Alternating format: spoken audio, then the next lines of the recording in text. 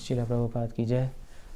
Ukraine और Russia में लड़ाई हो रही है। लोग सोच रहे हैं वर्ल्ड वॉर 3 हो जाएगी और ये लड़ाई तो बढ़ती जा रही है। लोग पूरी 24 घंटे टीवी पे बैठे हैं, लाइव चल रहा है सीसीटीवी सारे यूक्रेन से क्या हो रहा है, एग्जैक्टली क्या होगा, सबकी बुद्धि वहीं घुसी हुई है।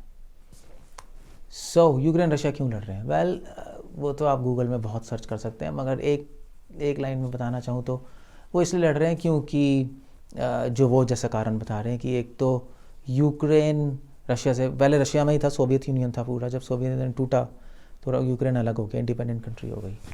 और फिर यूक्रेन ने नेटो से संबंध कर लिया। नेटो है एक अलायंस है, मिलिट्री अलायंस है। कहने का मतलब है सारी यूरोपियन कंट्रीज़ जो हैं उन्होंने बोला कि भी हम एक संस्था बनाएंगे नेटो, और नेटो क्या करेगी, जिस भी कंट्री में नेटो होगी उस कंट्री पे अगर कोई लड़ाई करता है उससे, तो हम सब के सब मिल के उसको मारेंगे। तो कम से कम 30 कंट्री हैं उसमें नेटो में, उसमें से एक यूक्रेन भी है। तो जब नेटो यूक्रेन में आ गया तो रशिया को बहुत डर लग गया। रशिया ने कहा कि भी मेरे तो प्रॉब्लम है, क्योंकि अगर यूक्रेन मुझ पर वॉर करता है तो सारे 30 के 30 मुझे मारेंगे और फिर तो प्रॉब्लम है, सिक्योरिटी प्रॉब्लम है।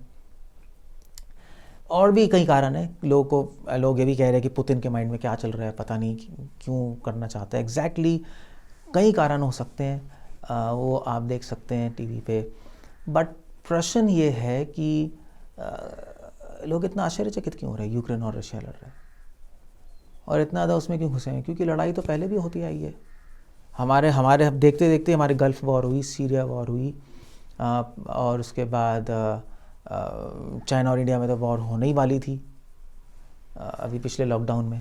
और उससे पहले कितनी लड़ाई हुई है। मुग़ल और इंडिया में मुग़लों ने लड़ाई की, चंगेज़ खान की लड़ाई हुई, नेपोलियन, हिटलर, अमेरिका में, यूरोप और अमेरिका में जो रेड इंडियंस है वहाँ पर लड़ाई हुई, अलेक्जेंडर ने लड़ाई की, कितने सारे लोग लड़ाई करते आए हैं। चाइना की हिस्ट्री देखिए, वहाँ पे तो सब डायनेस्टी लड़ती रही एक दूसरे से, हुइंग डायनेस्टी, जिंग डायनेस्टी, लड़ाई चलती जा रही है।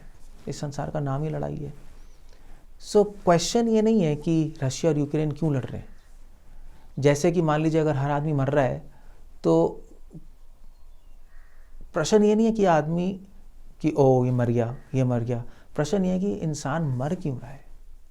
उसी प्रकार रशिया और यूक्रेन लड़ रहा है, तो प्रश्न ये नहीं कि रशिया और यूक्रेन क्यों लड़ रहे हैं, प्रश्न ये है कि इंसान क्यों लड़ते हैं, क्यों लड़ते आए हैं, क्यों लड़ रहे हैं और क्यों आगे लड़ेंगे।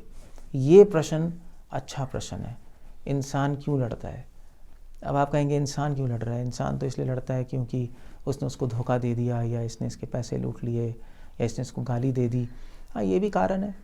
रशिया सोच रहा होगा कि यूक्रेन ने मेरे साथ धोखा किया, या यूक्रेन सोच रहा होगा कि रशिया ने फालतू में मुझ पर अटैक कर रहा है। सब अपने अपने कारण तो देते ही हैं लड़ाई में, कौन अपना पक्ष नहीं लेता। बट मूर्ख व्यक्ति वो कारण देखता है जो दिखाई दे रहा है, प्रत्यक्ष कारण। बुद्धिमान व्यक्ति परोक्ष कारण देखता है, उस कारण के पीछे कारण क्या है वो बुद्धिमान व्यक्ति देखता है। मूर्ख व्यक्ति तो पेड़ देखता है, बुद्धिमान व्यक्ति जड़ देखता है, जड़ कितनी स्ट्रांग है, कि हम जड़ से उड़ा दें पेड़ को। जड़ काट दोगे तो पेड़ खत्म। आप एक एक टहनी काटोगे पेड़ की तो फिर तो क्या करते रहोगे, फिर से उग जाएगी। तो बुद्धिमान व्यक्ति जड़ देखता है, मूर्ख व्यक्ति पेड़ देखता है। उसी प्रकार मूर्ख व्यक्ति केवल दिखाई देने वाले कारण देखते हैं, ये क्यों लड़ रहे हैं नेटो और ये और वो। बुद्धिमान व्यक्ति उन कारणों के पीछे कारण देखता है कि पूरे इंसान क्यों लड़ रहे हैं, घर घर में क्यों लड़ाई है, समाज में क्यों लड़ाई है, देश में क्यों लड़ाई है। अगर हम उस कारण के पीछे जो कारण है वो देख लेंगे और वो हटा देंगे, जड़ से ही हटा देंगे, सारी प्रॉब्लम सॉल्व। घर घर में शांति हो जाएगी, समाज में शांति हो जाएगी। तो विश्व के लोग क्यों लड़ेंगे एक दूसरे से? इसलिए क्या कारण है, कारण के पीछे क्या कारण है, वो भगवद गीता में उत्तर दिया। वितरागा भया क्रोधा। कृष्ण कह रहे 3 कारण है हर लड़ाई के पीछे, हर इंसान और इंसान के बीच में लड़ाई के पीछे, समाज की लड़ाई के पीछे, देश की लड़ाई के पीछे 3 कारण है, राग, भय और क्रोध। अब रशिया क्यों लड़ रहा है यूक्रेन से? अगर इस दृष्टिकोण से देखें कारणों के पीछे कारण, तो रशिया क्यों लड़ रहा है? भय। वो खुद ही कह रहा है कि मुझे इनसिक्योरिटी है। यूक्रेन में नेटो आ गया, अलग हो गया, पावरफुल बन रहा है। और फिर उसके बाद तो मुग़ल लोग इंडिया आए, उन्होंने लड़ाई की। क्यों की लड़ाई? राग था, इच्छाएं थी क्योंकि इंडिया में इतना सारा गोल्ड था, हीरे जवाहरात थे, सब लूट के ले गए। और लोग क्यों लड़ते हैं? क्रोध से लड़ते हैं। उसने गाली दे दी, उसने धोखा दे दिया, क्रोध आता है। तो यूक्रेन वाले क्यों लड़ रहे हैं रशिया से? क्योंकि उनको गुस्सा आ रहा है कि हम पे क्यों अटैक कर रहे हैं। सो राग, भय और क्रोध, यही 3 कारण हैं सब लड़ाइयों के, चाहे आज, चाहे पहले, चाहे इसके बाद। अगर राग, भय, क्रोध हट जाएंगे तो इंसान में शांति हो जाएगी, समाज में शांति हो जाएगी, विश्व में शांति हो जाएगी। मगर राग, भय, क्रोध हटेंगे कैसे? ये सबसे बड़ा क्वेश्चन है।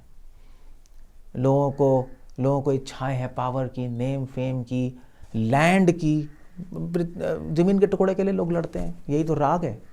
कश्मीर का मुद्दा क्या चल रहा है? ज़मीन के टुकड़े पे ही लड़ रहे हैं, और क्या है? और बाकी मुद्दे क्या चलते हैं? ये मेरी लैंड है, टेरिटरी है, और ये क्या, जेरूसलम में जो, सीरिया में जो सब लड़ाई जो हो रही है वहाँ पर ज़मीन के लिए तो हो रही है, और क्या है? सो सब ज़मीन के लिए लड़ाई है। तो अमेरिका ने क्यों अटैक किया गल्फ पे? पेट्रोल के लिए। ज़मीन का टुकड़ा चाहिए, हमें पेट्रोल मिल रहा है। तो पावर के लिए, तो पावर, नेम फेम, ये होता है राग, इसके लिए लड़ाई करते हैं लोग। और भय, डर से लड़ाई करते हैं, इनसिक्योरिटी से। और क्रोध, फ्रस्ट्रेशन से लड़ाई करते हैं। जब उनको गुस्सा आता है तो मारते हैं, पीटते हैं, हाथ पांव चलाते हैं। इससे ये हट जाएगा तो जड़ कट गई, फिर कोई लड़ाई नहीं होगी, सब विश्व शांति। मगर ये होगा कैसे? तो भगवान कह रहे हैं वीतरागा भया क्रोधा मनमया माम उपाश्रिता। कौन सा श्लोक है? 4थे अध्याय का 10वां श्लोक है। वीतरागा भया क्रोधा मनमया माम उपाश्रिता। कृष्णा कह रहे हैं मेरी शरण लेके ये राग, भय, क्रोध खत्म हो जाएगा। अगर हर इंसान भगवान की शरण ले ले तो उसमें राग, भय, क्रोध नहीं रहेगा। जब इंसान से नहीं लड़ेगा तो देश से क्यों लड़ेगा? आफ्टर ऑल देश इंसानों से तो बना है। तो भगवान की शरण लेने का मतलब क्या है? भगवान की शरण लेने का मतलब है कि हम ये समझें कि सब कुछ भगवान ने बनाया है। हमें समझें सब भगवान को अर्पण होना है, सब भगवान के द्वारा सृष्टि बनाई गई ये चीज़ें, भगवान के लिए बनाई गई हैं, भगवान की हैं सारी चीज़ें, और भगवान में आश्रित रहती हैं सारी चीज़ें। अगर हम ये समझ लेंगे, अगर इस तरह से गॉड कॉन्शियस हो जाएंगे हम, चाहे आप कोई भी रिलीजन में, उससे फ़र्क नहीं पड़ता। अब अगर हर व्यक्ति गॉड कॉन्शियस हो जाए तो अपने आप ही हम हर वस्तु में भगवान को देखने लगेंगे। अगर ये दृष्टि हो जाएगी भगवत भावम आत्मना, ये भागवत कह रही है, तो इंसान क्यों लड़ेगा किसी से?